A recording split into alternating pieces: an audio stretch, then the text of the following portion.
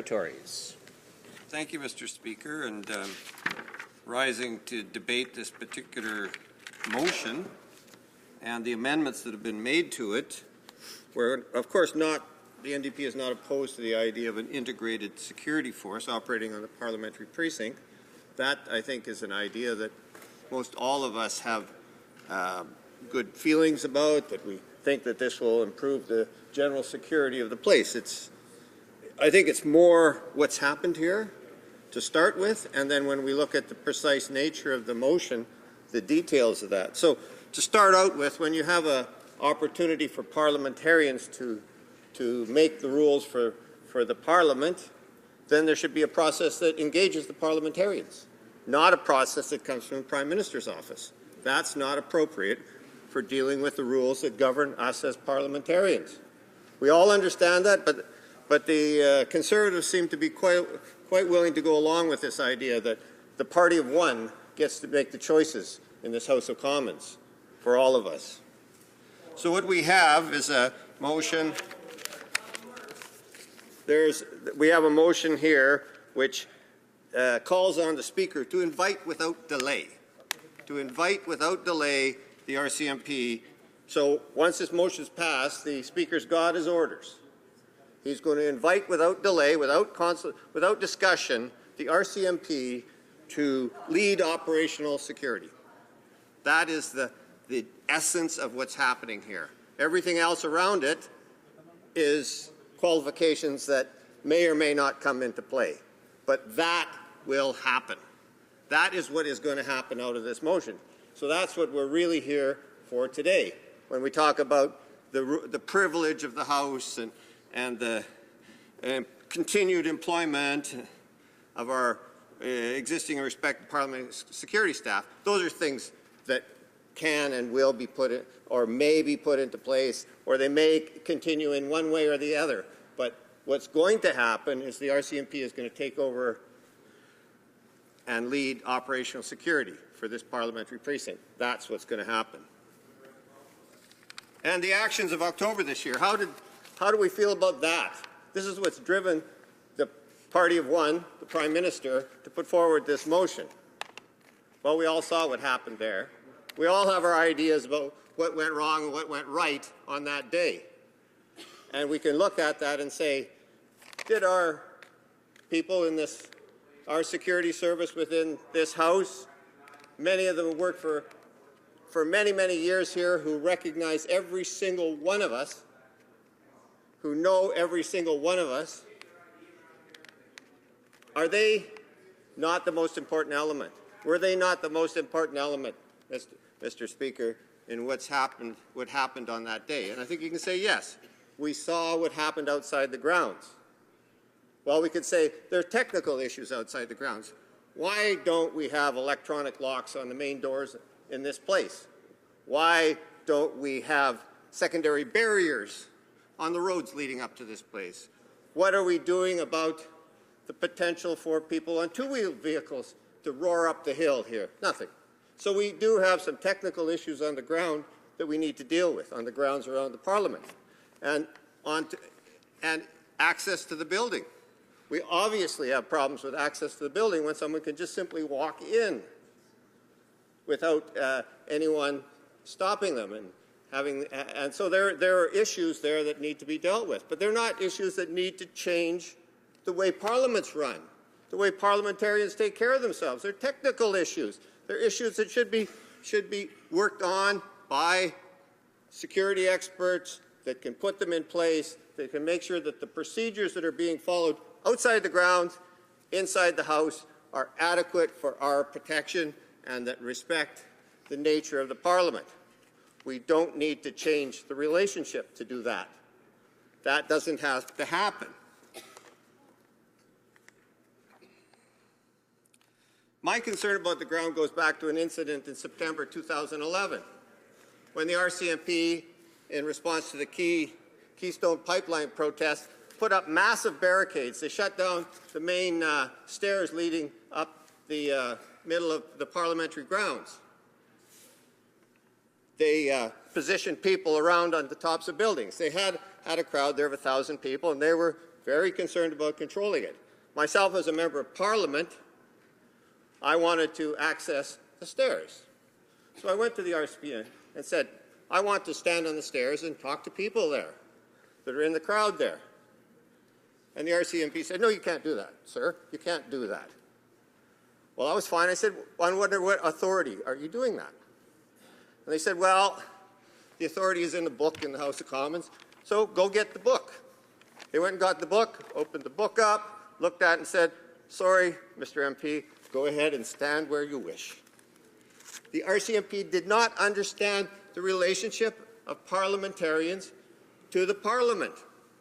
Those people, some of them were here for a year or two, some of them are here maybe a little bit longer. They're not like our security staff. They don't understand the nature of Parliament and the parliamentarians that work and live and represent Canadians within this building.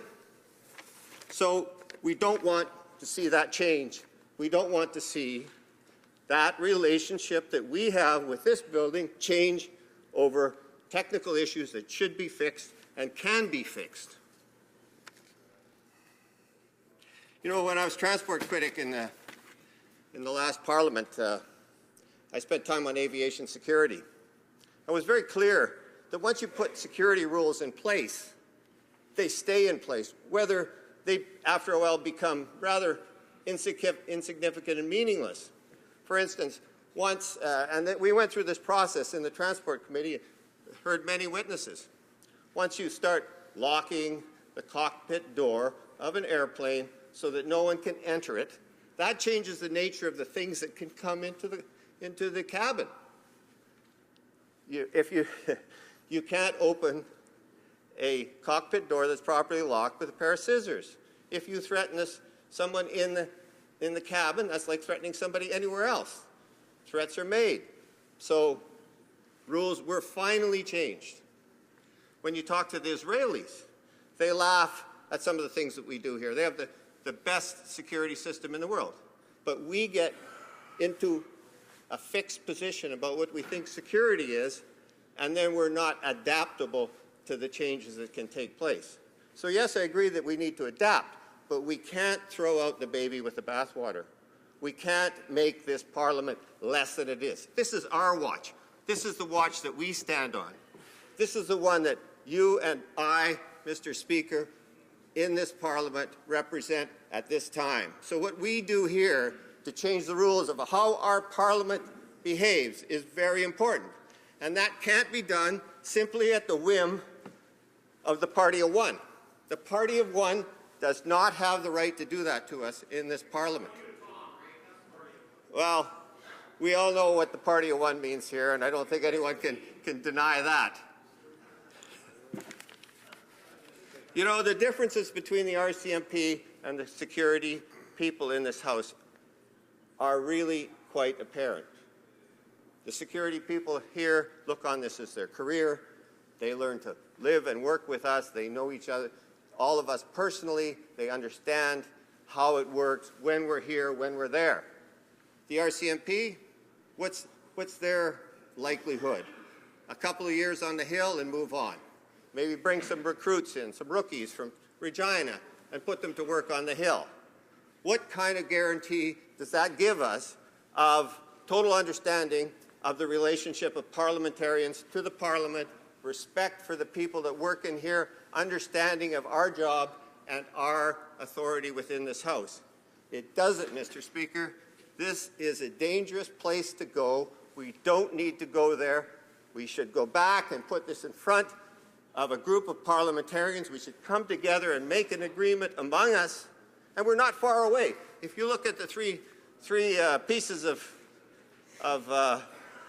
this motion that have come forward, one from the opposition, one from the third party, on the government's motion, we're not far apart.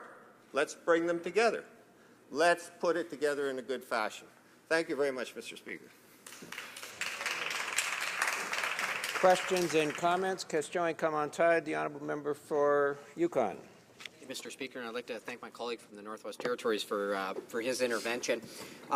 He did speak about how important it was that the security services here understand the nature of the business that we do and at times know us personally. And in fact, in my address, my intervention, I talked about how remarkable it was, the work that they did in knowing each one of us and the client service delivery that they were able to provide us, and how important that is to the security systems. But the member from the Northwest Territories was sort of implying then that it was an impossibility for the RCMP to learn that. None of us came here. I'm new to this place and been here 4 years now, and I didn't know the rules and the procedures, but you know, as time went by, I learned those, and there's training mechanisms in place, and those things are quite possible. But I do have a direct question for the member outside of that. Does he recognize that the Parliamentary Precinct encompasses areas that are in different sort of security zones, if it were, inside this place, other buildings on the hill, the front property, there's Ottawa proper as an example, as we travel on green buses in between different buildings. How would he propose we integrate a security system without the lead of the RCMP when they're the only organization right now that has authority in each one of those places? On the streets going toward the Valor Building or the Victoria Building or Wellington Building. They do all the control of the access to the front lawns in and out. It's not just the House of Commons. So I'm wondering if the member from the Northwest Territories could highlight exactly how we would integrate that security with any other lead other than the RCMP, given those realities of jurisdiction and authority on those properties outside of this physical building. For Northwest Territories. Well, I have a lot of ideas here, Mr. Speaker. I would think that a system of electronic locks on the door, that both the RCMP and the security service have the ability to lock the door from a distance, would be a good idea. I look at the bollards that we installed and think of how many terrorists ride scooters, and think of how many terrorists could simply scooter their way through there and not be stopped by that very expensive system that we put in there. And I think, yeah, there are things that we should do. There are technical things that need to be accomplished on the Hill to provide safety. And I don't have any problem with that. I think that is the work of the Speaker, of technical security experts to come together to understand how to make this place safer. I don't think we've done a very good job of it yet. I think we can do a much better job.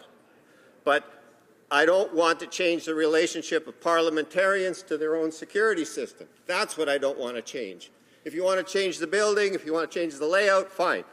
But the most important thing that we do in this House is represent people as the authority of Canadians. And we can't give that up.